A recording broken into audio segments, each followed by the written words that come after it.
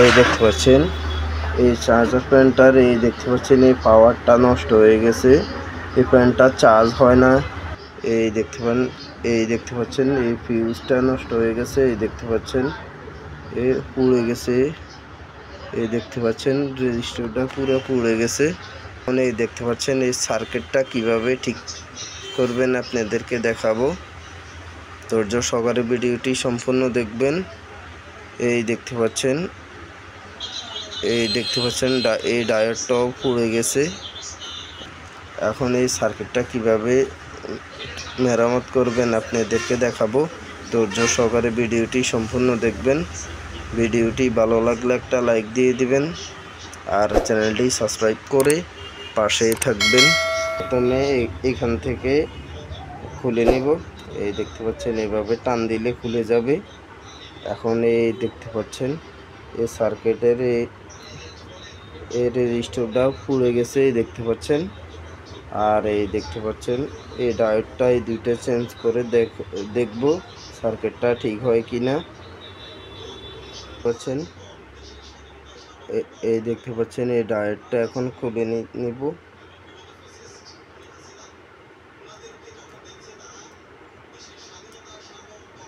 এই ডায়োডটা শর্ট হয়ে গেছে, এই দেখতে পাচ্ছেন এই ডায়োডটা খুলে নিয়েছি। এখন এই দেখতে পাচ্ছেন এই ডায়োডটা লাগাবো। এই দেখতে পাচ্ছেন আপনারা এইভাবে দেখে কানেকশন দিয়ে নেবেন। এই দেখতে পাচ্ছেন আপনারা এইভাবে কানেকশন দিয়ে নেবেন।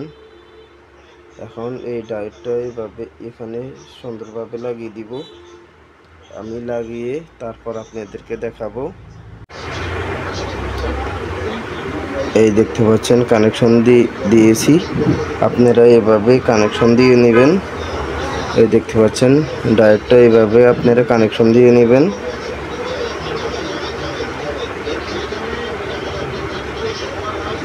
এখন লাইন দিয়ে দেখব চার্জ হয় কিনা। এই দেখতে পাচ্ছেন কানেক্টরটা লাগিয়ে দিব। এই দেখতে পাচ্ছেন লাগিয়ে দিয়েছি। এই দেখতে পাচ্ছেন এখন এসি কোডটা লাগাবো। এই দেখতে পাচ্ছেন এসি কোডটা লাগিয়েছি। এখন প্রথমে সিরিজ বোর্ডে টেস্ট করব। এই দেখতে পাচ্ছেন সিরিজ বোর্ডে প্রথমে লাইন দিব। এই দেখতে পাচ্ছেন লাগিয়েছি। এই দেখতে পাচ্ছেন চার্জ হইতেছে। এই দেখতে পাচ্ছেন ইন্ডিকেটর লাইটটা জ্বলতেছে। এই দেখতে পাচ্ছেন ইন্ডিকেটর লাইটটা জ্বলতেছে। এভাবে আপনারা খুব সহজে চার্জার প্যানের পাওয়ার মেরামত করে নিতে পারবেন। এই দেখতে পাচ্ছেন ইন্ডিকেটর লাইটটা জ্বলতেছে। এইভাবে আপনারা খুব সহজে চার্জার ফ্যানের পাওয়ার মেরামত করে নেবেন। ভিডিওটি ভালো লাগলে একটা লাইক দিয়ে দিবেন আর চ্যানেলটি সাবস্ক্রাইব করে পাশেই থাকবেন। এখন খুলে আবার ফিটিং করে নেব।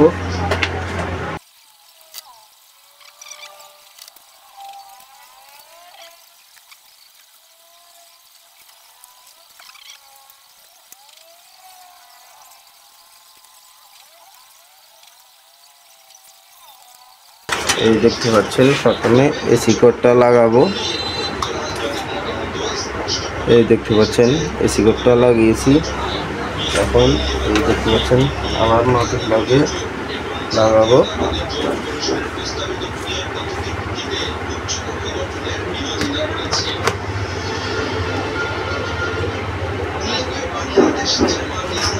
এই দেখতে পাচ্ছেন চার্জ হইতেছে। এই দেখতে পাচ্ছেন ইন্ডিকেটর লাইটটা জ্বলতেছে।